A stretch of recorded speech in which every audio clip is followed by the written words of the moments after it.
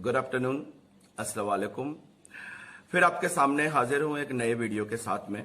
आज का जो वीडियो है इसका टॉपिक है 8 ways to improve your brain power. जी हाँ, मैं आज आपको 8 ऐसे तरीके बताने वाला हूं कि अगर आप इस पे अमल करते हैं, अगर आप ये चीजें इंप्लीमेंट करते हैं तो आपका ब्रेन का परफॉर्मेंस जो है वो यकीनन बेहतर होने वाला है, यकीनन बेटर होगा। इंसानी दिमाग जो है वो हमारे जिस्म का सबसे हैरत अंगेज, नाजुक लेकिन सबसे ताकतवर, जिसको कहते हैं सबसे पावरफुल हिस्सा है। सालों से इस पर बहुत सारे रिसर्च हुए हैं, खास करके पिछले 25 सालों से बहुत ज्यादा रिसर्च इस पर हुए हैं। और ज्यादातर रिसर्च ये कहते हैं कि इंसान जो है वो अपने दिमाग का बहुत कम इस्तेमाल करता है, जिस दिमाग का जो कैपेसिटी है उससे कई गुना कम। जैसे हमेशा मैं कहता हूं कि अल्बर्ट आइंस्टाइन का बड़ा पॉपुलर सेंटेंस है कि हमने अपने दिमाग को सिर्फ 5 से 6% जो है वो सिर्फ इस्तेमाल किया है। तो चलिए मैं आज आपको 8 ऐसे तरीके बताऊंगा जिससे छोड़कर या जिसको समझकर या जिसको इंप्लीमेंट करके आप अपने माइंड पावर को और स्ट्रांग बना सकते हैं। Point number 1, lack of sleep. जी हां, कम सोना।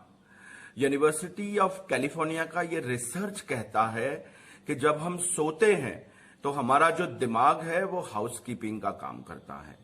जी हां, जैसे हाउसकीपिंग, एक आपकी ऑफिस अगर बंद है तो उसमें फाइलिंग सेट करना, टेबल क्लीन करना, सारी जो डस्टबिन वगैरह साफ करना और बड़ा खूबसूरत ऑफिस को बना देते हैं, वो हाउसकीपिंग का काम होता है।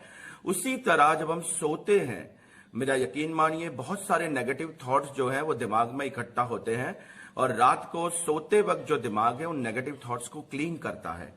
अगर मैं आपको समझाने के लिए कहूं, अभी बहुत सारी गर्मी है तो हमारा जो एसी है उसका फिल्टर हम साफ करते हैं, क्योंकि फिल्टर के अंदर बहुत सारा ऐसा डस्ट जो है वो छुपा हुआ है जो ठंडी हवा को ब्लॉक कर देता है।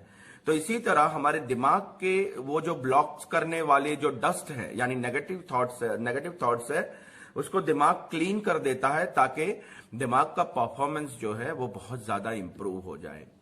तो इसीलिए बेहतर नींद लीजिए। जो खासकर यंगस्टर्स हैं उनको मैं बोलता हूं पूरी 7 से 8 घंटे की नींद लीजिए अगर आप चाहते हैं कि आपका दिमाग आपको बेस्ट रिजल्ट दे।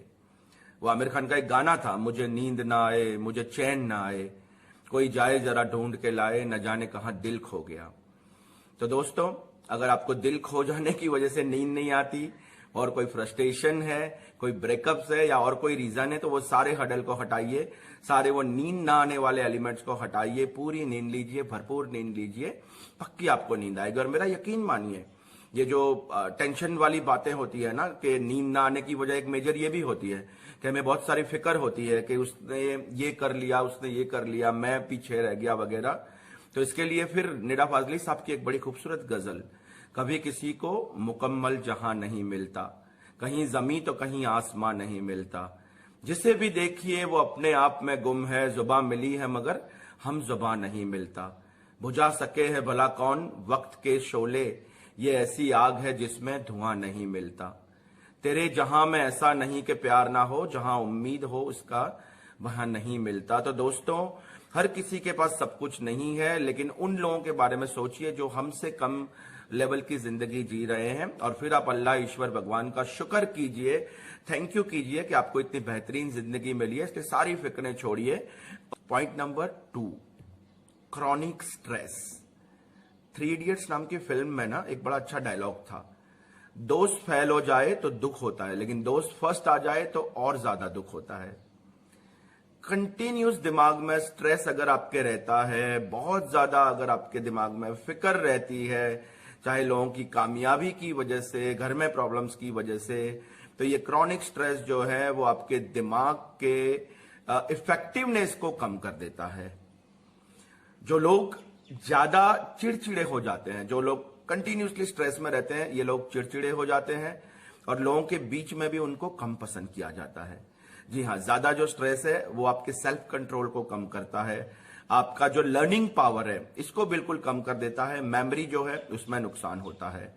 तो दोस्तों, प्लीज क्रॉनिक स्ट्रेस यानी ज्यादा फिक्र वाली जो चीजें उसको हटाइए अगर आप चाहते हैं कि आपका दिमाग जो है वो लाजवाब परफॉर्मेंस दे। Number 3, point number 3, hatred and envy, यानी नफरत और हसद, जिसको हम ईर्ष्या कहते हैं।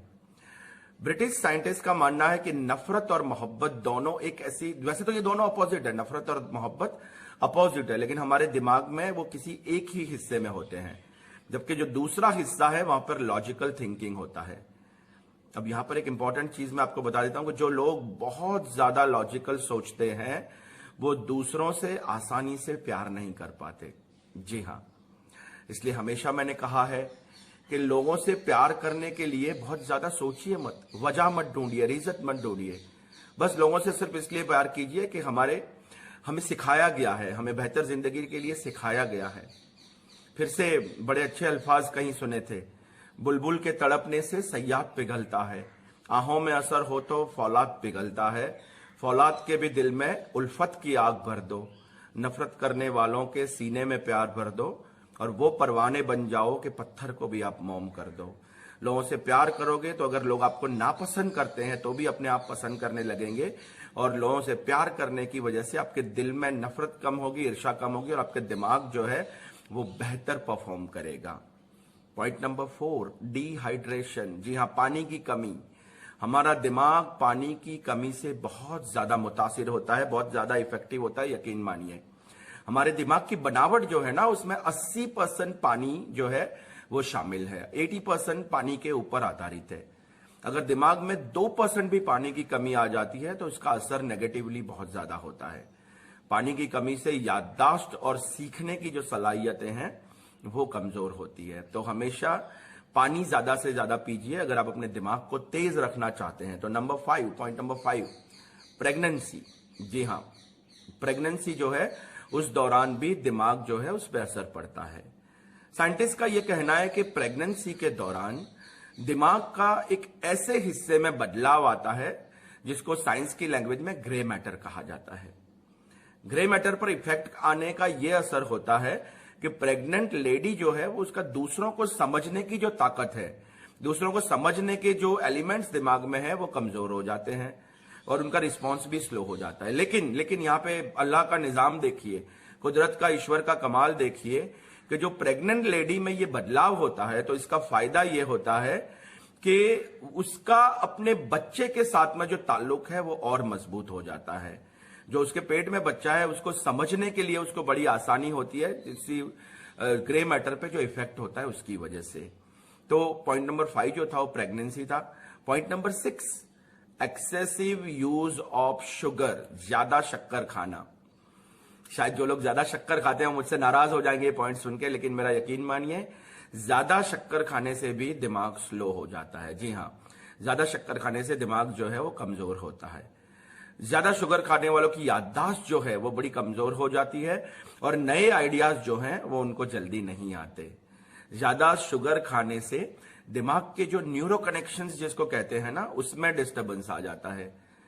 लेकिन शुगर खाने वालों के लिए एक अच्छी न्यूज भी मैं आपको बता देता हूं कि जो नेचुरल मिठास है, जो नेचुरल स्वीटनेस है, उससे ये नुकसान नहीं होता।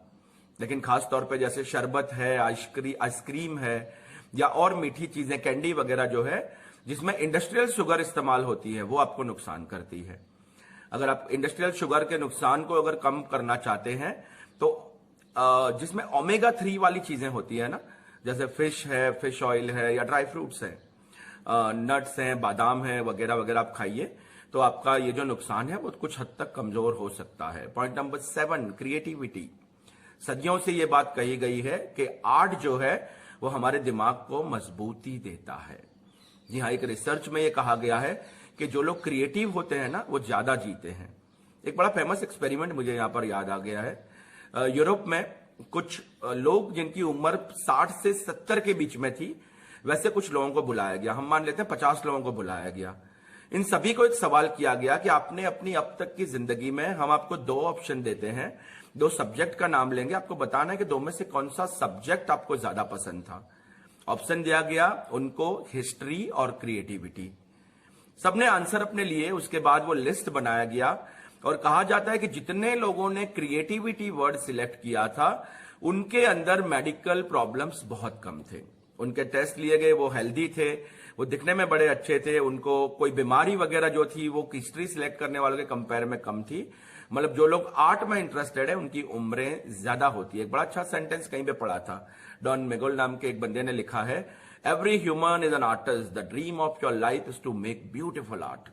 आर्ट जो है उसको अपनी जिंदगी में शामिल कीजिए। और आठवां और आखिरी पॉइंट, डिस्टेंस फ्रॉम बुक्स। अगर आप किताबें नहीं पढ़ते तो आपका दिमाग कमजोर होता है ना। अब ये बात बड़ी आम से साबित हो चुकी है कि बुक्स पढ़ने वाले लोग जो हैं वो दिमाग के हर कोने को एक्टिव कर देते हैं। दिमाग के कई ऐसे हिस्से होते हैं जो अमूमन इनएक्टिव पोजीशन में होते हैं, लेकिन जब आप अच्छी किताब पढ़ते हैं, और यहां पर मैं किताब से मेरा मतलब सब्जेक्ट वाली किताब से नहीं है, मैं यहाँ पे आपको ज्योग्राफी या साइंस या इंग्लिश या केमिस्ट्री फिजिक्स की बात नहीं कर रहा। यहाँ पे मैं आपको बात कर रहा हूं वो किताबें जो आपके लाइफ इंप्रूवमेंट को समझाती है, जो आपको मोटिवेट करती हैं, जो आपके मैनेजमेंट, आपके हर तरीके के मैनेजमेंट जो है उसको समझाती है। मैं उन किताबों की बात कर रहा हूं। तो ज्यादा से ज्यादा बुक के पढ़िए और अपने दिमाग को ज्यादा एक्टिव कीजिए। सो दोस्तों, ऑलरेडी 11 मिनट का वीडियो हो चुका है। आज मैंने आपको 8 ऐसे तरीके बताए जिस पर अगर आप अमल करते हैं सो डेफिनेटली आपका दिमाग जो है वो ज्यादा शार्प हो जाएगा और उसका बेहतरीन इस्तेमाल होगा। आखिर में एक पंच लाइन, एक बड़ा खूबसूरत अमिताभ बच्चन का गाना याद आ रहा है मुझे, छूकर मेरे मन को किया तूने क्या इशारा, बदला ये मौसम लगे प्यारा जग सारा। तो दोस्तों, अपने दिमाग को, अपने मन को एक बार छू लीजिए, सारी नेगेटिव चीजों को निकाल दीजिए, पॉजिटिव सोचिए। जो 8 पॉइंट मैंने आपको बताए इस पर अमल कीजिए और मेरा यकीन मानिए कि आपके आसपास का जो पूरा मौसम है वो बदल जाएगा। आपको पूरा जो जग है वो प्यारा, सारा और बहुत खूबसूरत लगने लगेगा। मुझको सुनने के लिए बहुत बहुत शुक्रिया।